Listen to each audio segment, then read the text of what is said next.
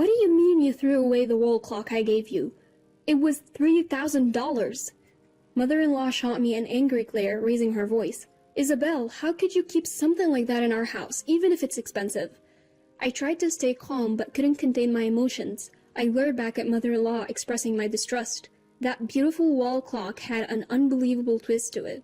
My name is Sasha. I'm 33. I was proposed to by Daniel, who is 5 years older than me, and we got married. Daniel was my boss at work. I was drawn to him because he was always there for me, not just for work problems, but for personal ones too. I genuinely hoped to get along with mother-in-law and build a good relationship when I decided to marry Daniel. He always wanted us to get married soon. I think my mom would be so happy to meet you before we marry. I've always wanted to meet your mother. Let's definitely go. Daniel's father left a legacy, but passed away early. Being the only child, it seemed Daniel was raised with a lot of care by mother-in-law, and he wanted to give her peace of mind by marrying soon. With butterflies in my stomach, I went with Daniel to his childhood home where mother-in-law was waiting. The moment mother-in-law saw me after answering the doorbell, her expression changed. You look rather plain. Mother-in-law whispered in my ear, ensuring it was barely audible. I was taken aback by the unexpected remark and stared at mother-in-law in shock. Daniel seemed completely unaware of what had just transpired. Come on in and make yourselves at home. As if nothing had happened, mother-in-law invited us inside. Did I just imagine what Isabel said earlier? I was puzzled, but reassured myself that mother-in-law meeting me for the first time couldn't possibly be that rude. Later, when mother-in-law was preparing tea in the kitchen, I went to help, and she started bombarding me with questions. How old are you? What's your educational background? I am 33. I went to a community college and have been working at my current job since graduation. I was taken aback by her sudden questions about my age, but I answered politely. But mother-in-law's attitude changed instantly upon hearing my reply. Not so young, and not very well educated. I wonder what he sees in you. Excuse me? I couldn't hide my shock at this rude remark. Do you really think you're good enough for my son? You're not even that pretty and don't seem to have any redeeming qualities. You don't need to go that far. I wanted adorable grandchildren to show off, but I doubt you can give me that. I can't boast about a daughter-in-law like you. Mother-in-law clearly disapproved of our marriage. How can she demean me like this when her son isn't around? Yet, I didn't want to cause a scene before the wedding and upset Daniel. Honestly, my first impression of mother-in-law was terrible. I didn't want to confront her and make things awkward with Daniel, who's always been caring and kind to me. So I decided to ignore her hurtful comments and endure them. Not long after we had our wedding. Since then, I've been managing both my job and household chores. Daniel, however, didn't help with the chores and left everything to me. Gradually, I felt overwhelmed doing housework alone and decided to talk to Daniel. Could you help a little with the chores? We're both working, and doing everything alone is tough. I tried to put it gently, but Daniel's attitude changed sharply. Women are supposed to do the housework. My mom managed everything on her own. Why can't you? But Isabel was a housewife, right? We both work. Anyway, I don't need to do what women should. Just handle it. I can't believe. Since our marriage, Daniel had become cold. He used to be so caring and dependable at work, but now he seems to view me more as a housekeeper than his wife. Furthermore, mother-in-law began to interfere in our married life. Living close to our new home, mother-in-law would frequently drop by. She seemed to monitor me, and any little thing that she didn't approve of, she'd point out. She even threw out my dishes, exclaiming, "This tastes horrible. How can anyone eat this?" And if she found a speck of dust, she'd say, "Look at this dirt," and make me clean repeatedly. You're really an incompetent daughter-in-law. I'm sorry. You're not fit for my son. I should move in and train you right. The idea of living with mother-in-law was horrifying. If we lived together, I envisioned being berated daily and taken advantage of. I appreciate the offer, but I want to spend time with Daniel right now. You're rejecting my generous offer, despite being such a failure of a daughter-in-law? Since then, mother-in-law kept pushing for us to live together. Exhausted, I turned to Daniel. It's your fault you can't get along with Mom. Do your chores properly so she won't worry. Daniel seemed disinterested and didn't take my concerns seriously, leaving me drained dealing with mother-in-law. However, about a week later, mother-in-law stopped coming over and the pressure to live together ceased. Thank God she finally understands how I feel. Surprisingly, she gifted me an antique-looking beautiful wall clock that clearly was expensive. You haven't received a wedding gift yet, right? This clock is worth $3,000. Take good care of it. Thank you so much for this beautiful clock. I felt joy, thinking I was finally accepted as a family member.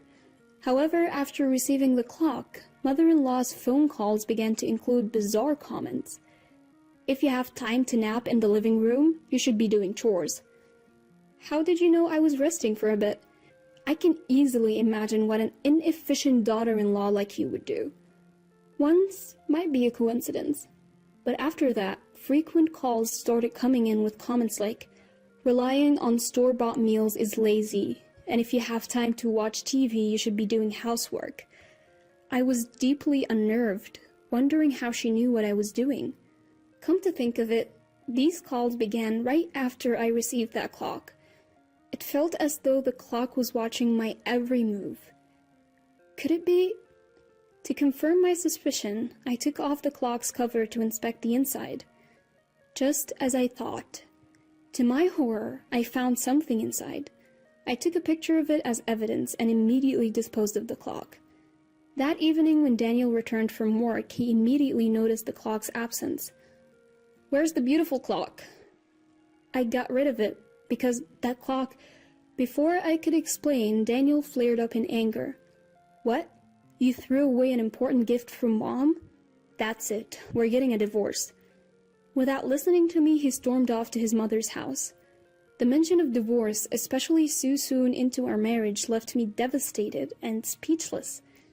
He won't even talk or face me. Daniel doesn't trust me. This isn't fair.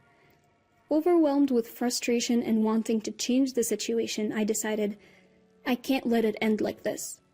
The next day, determined to prove my innocence and expose mother-in-law's deeds, I visited her home. Showing up without notice. Clearly your parents didn't raise you right. What do you want? You should know why I'm here. What are you talking about? I disposed of that clock you gave me. It had no place in our home. Mother-in-law's eyes blazed with fury as she shouted hysterically. How could you? Do you know the value of that clock? Must have been valuable to you, considering you could spy on our home with it. Yes, inside that clock was a tiny built-in camera.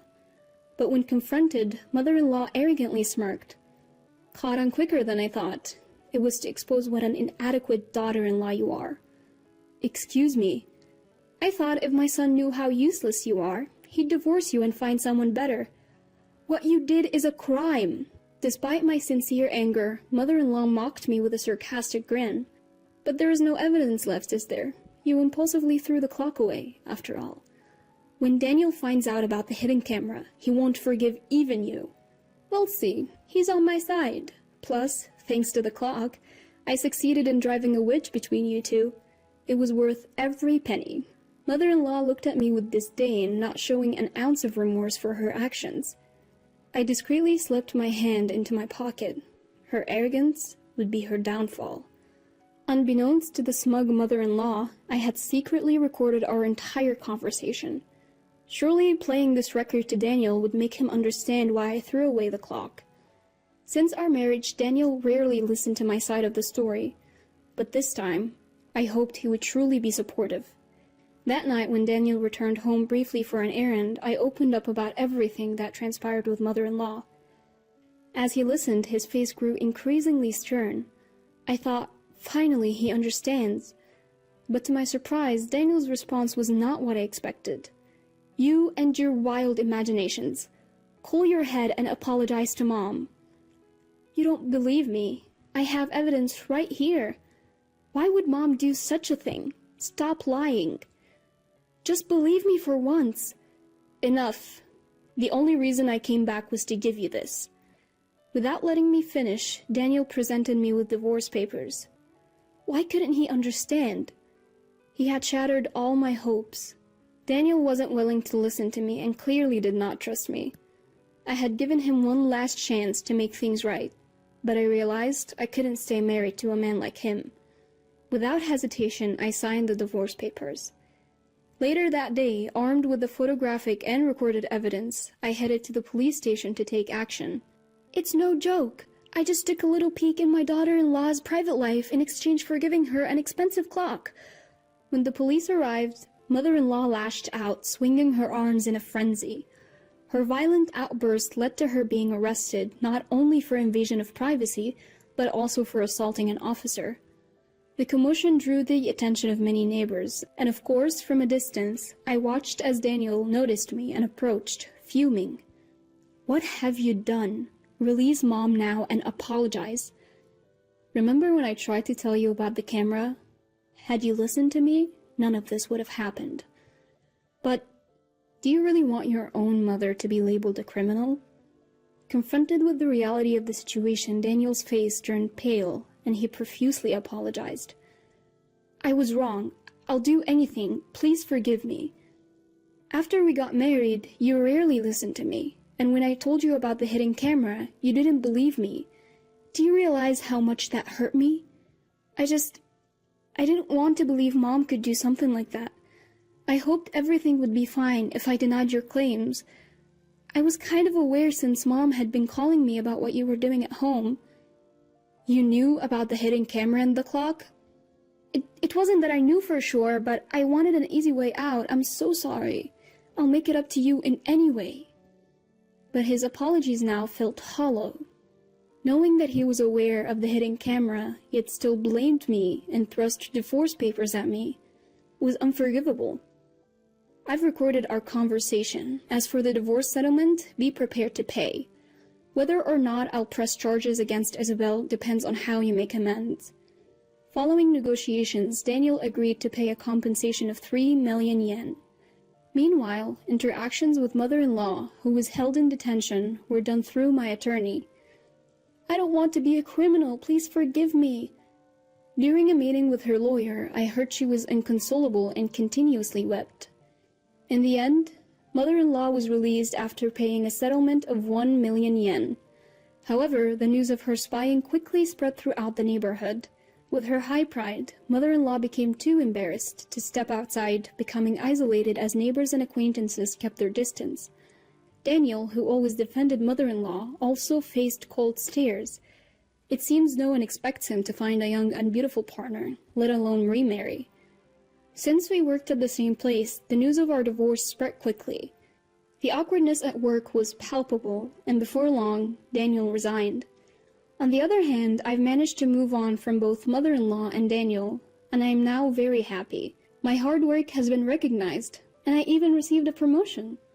I believe that after hardships in life, happiness will always come around. With that belief, I'm living each day to the fullest.